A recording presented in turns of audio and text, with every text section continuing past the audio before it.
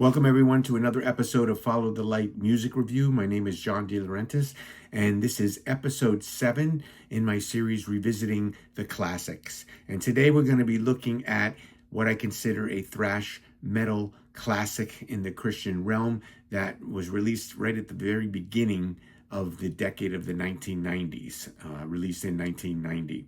So before we get started, I would like to encourage you to please subscribe to the channel, like the video, comment below. I'd love to hear what you have to say about this particular album, and ring the bell for notifications so you can stay up to date on all the things that are being filmed for the various series on this channel.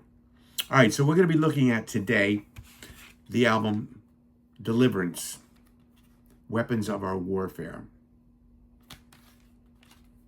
And this was the second full-length album that the band released. And Weapons of Our Warfare was kind of, for me, a progression from their debut album to what I feel like they really hit their stride on this album. And of course, they would go on to explore some different musical avenues as they went on. And we can talk a little bit about that. But this particular album was an album that blew me away. But it was not my first introduction to Deliverance. I first heard Deliverance on that great compilation album, which is long out of print, called California Metal. And they had a couple tracks on there. A Space Called You was one of them, and what was the other one? Attack. And I remember saying, wow, this is really some good stuff. And it was thrash metal. All right, so it was not a lot. I mean, we kind of, when you look at the progression of Christian music, how things started getting harder, and like Stryper broke open so many boundaries that were heretofore kind of like not accepted or promoted. And when Deliverance came, they were one of those early bands in the thrash realm that really like blew open the doors for a lot of the thrash metal bands that would come after them. So this was a great album.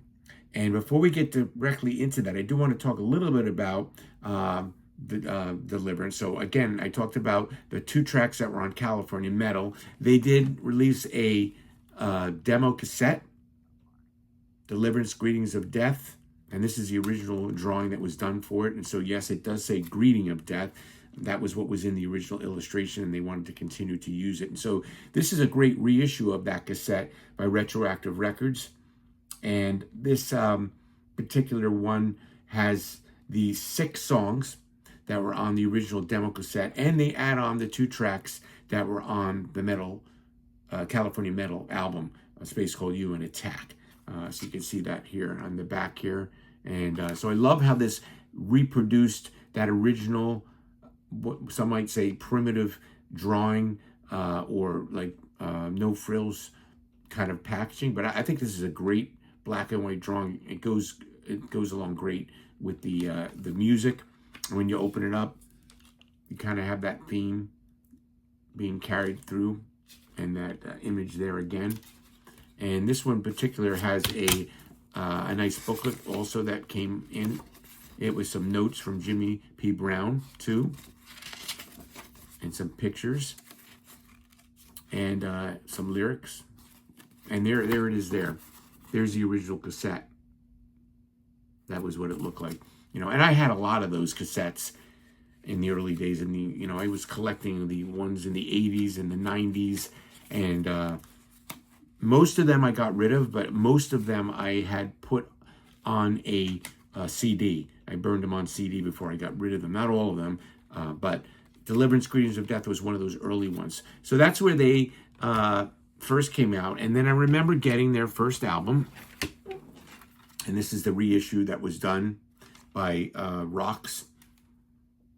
Cool cover with the chains being broken and the Deliverance logo there, with kind of like the blood splatter there. And this version here that was released by Rocks Records also included the 2 tracks from California Metal on it, Attack and A Space Called You.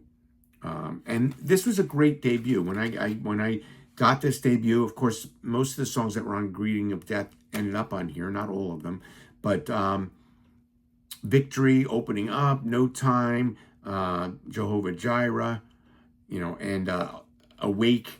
These were all great songs, and I absolutely loved this album when it came out. So I became a bona fide Deliverance fan there, and went on to collect the rest of their discography. But today we're going to be talking about specifically I wanted to also show, this is another version of Deliverance, the gold disc version of Deliverance that was released. And this one came out by Retroactive Records. And in the retroactive version, you get it on the gold disc. And your bonus tracks here are Stand Up and Fight, and which was a 1985 demo, Hold On Tightly, which was a 1988 demo, and JIG, which was a 1988 demo. So that's what they added on here. So it's a little bit different. And of course, I'm a Deliverance collector. I have both versions. I have the version from Rocks, and I have the version from Retroactive. They both have different bonus tracks. And this one came also with one of those cool collector cards.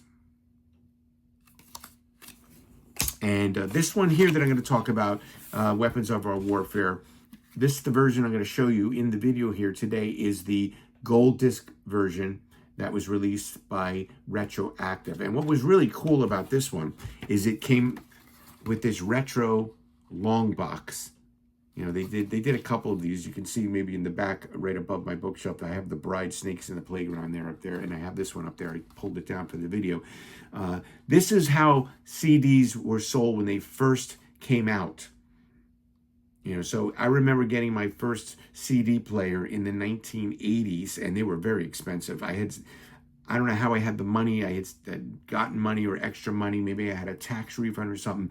And I said, and of course I grew up on vinyl, had vinyl and then cassettes, lots of cassettes. But I said, these CDs I want to check out, and I have some extra money. I'm going to go out and buy a CD player. And I remember going to one of the audio stores. It could have been Crazy Eddie's. It could have been Best Buy. I don't even remember. It could have been an electronics store. I don't know. Another electronics type store. I don't know which one it was, but I remember buying my very first CD player, and it was $700, if you can believe, for a CD player back then. And this was a really cool one. It had a front loader that came out, and when you put the disc in, you top loaded it, shut it, and the disc you could see spinning as it played, which was really neat. And of course, they hadn't worked out all the technology for those original CD players, so it ended up breaking down. And going away, and the CD players became more efficient with their error corrections and everything later on, and the quality of the CD players increased, and the price came down, thankfully. But I remember the long boxes was what you bought them in. You went to the store, and you went through the different ones. And the long boxes, unfortunately, I think some of the stuff I bought on long box, I threw the long box away. Not all of them had this kind of a nice cover like this. Some of them were just in a plastic long box, so it really wasn't anything to keep. But I thought this was really cool that they did this retro version of it, and gold disc as well. And this particular one has the original album on here, the tracks, the 10 tracks, which go from Supplication to If We Faint Not. And then it has, what's neat on here is it has a Weapons of Our Warfare outtake, a track that was recorded during the sessions but was not put on the album, a song called Rescues on here. And then it also has the demos for the Weapons of Our Warfare album, and so there's a bunch of those on here as well. So this is really cool, this long box here that they came out with. So Weapons of Our Warfare, let's talk about this album. This is like I said, a thrash metal classic, and it really was a groundbreaking album in terms of its reach. If you don't recall, the title track, Weapons of Our Warfare, was played on Headbangers Ball on MTV. So that video you can still view online YouTube. In fact, I'll put a link in the description so you can get to the video. But that video is played on Headbangers Ball and by MTV. And so it had that kind of worldwide reach by being on there. And it's a really cool video. It's kind of a concept video, and really, really great. So let's talk about this album here. The album here was produced by George Ochoa and Jimmy Brown too. And what's interesting here is Bill Matoyer, who's a very well-known producer and engineer who's worked on hundreds of different metal albums. He's the one who mixes the album. So you got a really professional, clean mix of all the instruments. So it sounds really great. And you can see the difference if you get the gold version edition and you listen to the demos for the album, you can see what an incredible difference when these songs were properly produced and mixed and engineered, and just, it sounds great. So the band was Jimmy Brown too, vocals and guitar, main songwriter, singer, plays the guitar player. George Ochoa joins here on this album. Now the very first Deliverance album had Glenn Rogers on it, playing the lead guitar. So George Ochoa replaces him. Glenn Rogers, if you remember, is currently a member of Primal, who just put out 2 albums. And of course, he's played on a bunch of other albums as well, but currently he's in the band Primal. And then the bass was Brian Kerula, and the drummer was Chris Hyde, who also played drums for Holy Soldier and Vengeance Rising. He sadly passed away in 2018 or 2015, one of those years. He was age 50, very sad. But he was the drummer on this album here. So this album opens up with this really cool intro.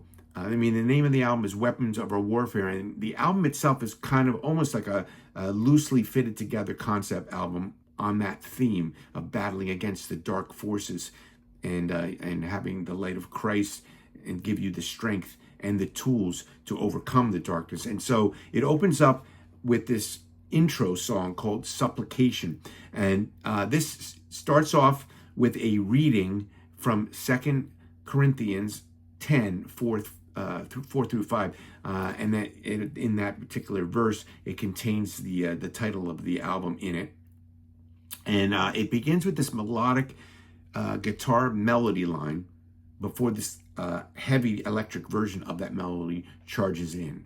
It's a very short intro, kind of sets the tone for the album, and then This Present Darkness comes charging in. Now this is an incredible thrash speed metal headbanger, frenetic pace, guitar solos that are flying in a fury. Its many rhythmic parts are almost like I would almost say it almost is like a prog thrash metal epic with all of its parts that it goes in there. And it talks about that spiritual struggle with darkness, but God has given us the weapons to combat it. The weapons of our warfare are not carnal, being one of the lines sung in here.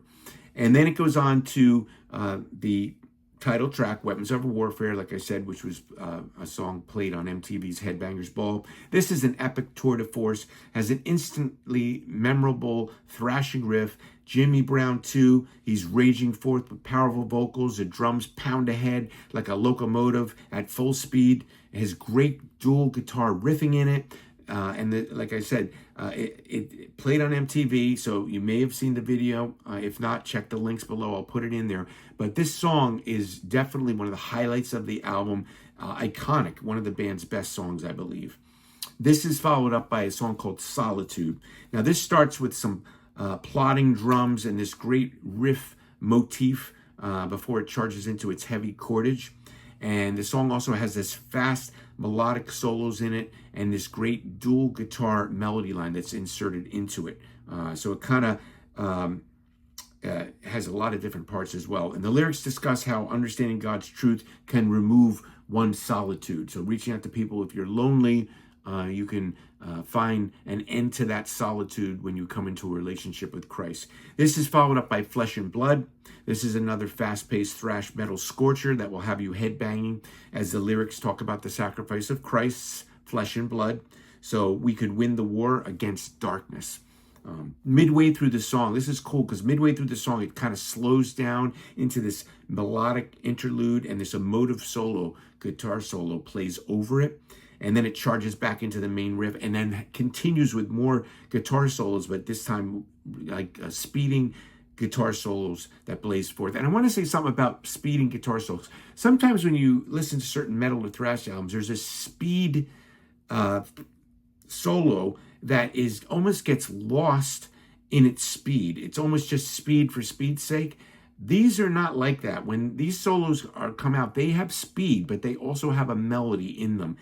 So it's not just speed for speed's sake. There is a melodic line in there in the guitar solo. So not just speeding along just for speed's sake. They go along with the song. They fit the song, and they're very well executed.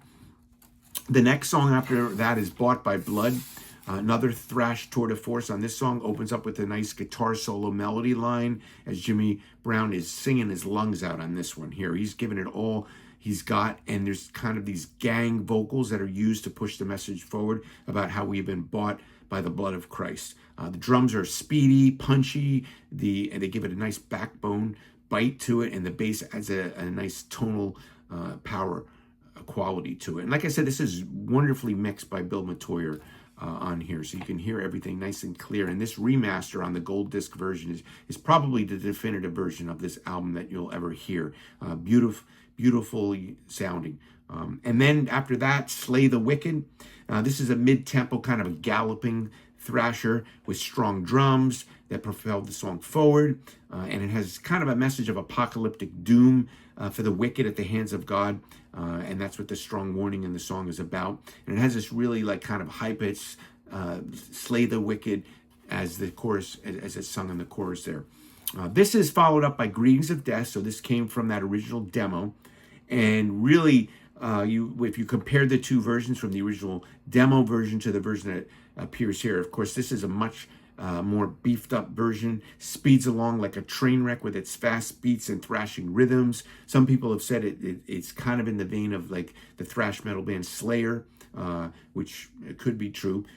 But the song is about how to live to Christ and not be afraid anymore of death. It's another really strong track on here with like a frenetic speed to it and different like interesting parts to it. And then the album closes properly before any bonus tracks that are on these other versions. It closes with "If We Faint Not." And the rhythm on this one, this will have you tapping your feet. It's one of those ones that with that chugging thrash moshing type rhythm. It's like a mid-tempo accented by some punchy and tribal sounding drumming. The message proclaims here that we will reap good works for God if we faint not in our walk with him. So it's a great ending to the album as it takes you through this journey of metal fury that proclaims the glory of God as he guides us in the journey of life in all its ups and downs. So what's really neat about this version, like I said, the gold disc version, is we get a version of this deleted track, or this track that was recorded for the sessions but was left off. And I want to just read you the notes that Jimmy Brown put in here, because in here you can see this is the gold disc version inside. This is a great little booklet in here. You can see the pictures in here, and then you have, of course, all the lyrics, some more great live shots in here throughout, and a wonderful little collage in here. And then more lyrics here and a nice promo photo of Deliverance here. And then, again, more promos, photos. And another one there at the end. And what's cool about this is there's some notes here. And Jimmy Brown talks about what happened with this song. Why was this not included on the album proper? Why did it end with "If We Faint Not" and this was not included? Well, he says here, and I'm going to read this. It says, "This cut was not on the Weapons record due to the fact that myself and my co-producer did not see eye to eye that it should fit with the rest of the album."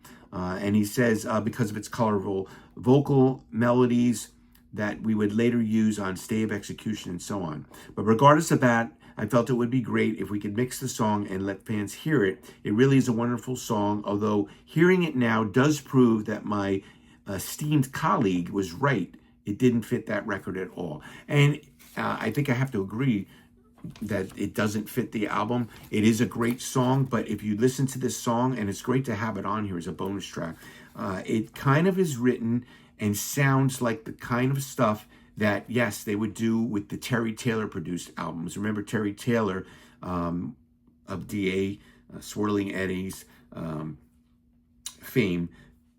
He produced 3 albums for, I think it was just the 3. It was Stay of Execution, Learn, and River Disturbance. And they kind of explore a different type of sound. Still heavy albums, but it's a different kind of sound that Terry Scott Taylor kind of brought them into. And that song, Rescue, sounds like it could be an outtake from one of those 3, even though it's not. It has that kind of a style of sound there.